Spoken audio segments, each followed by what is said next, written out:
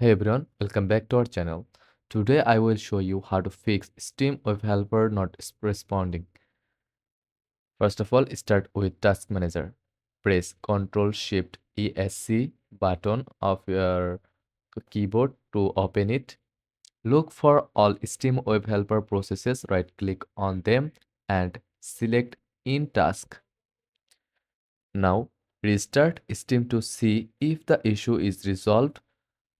If not, let's dig a little deeper. After that, go to your Steam installation folder. Usually it's in C folder, program files, then Steam. Locate the Steam webhelpers.exe file and delete it. Don't worry, it will auto reinstall when you relaunch the Steam. Ensure your Steam client is updated. Outdated versions often cause web helper issues.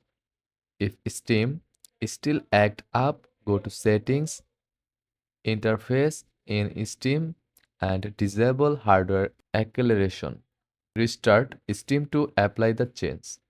And that's it. Your Steam web helper should now be back on track, ready for gaming adventures.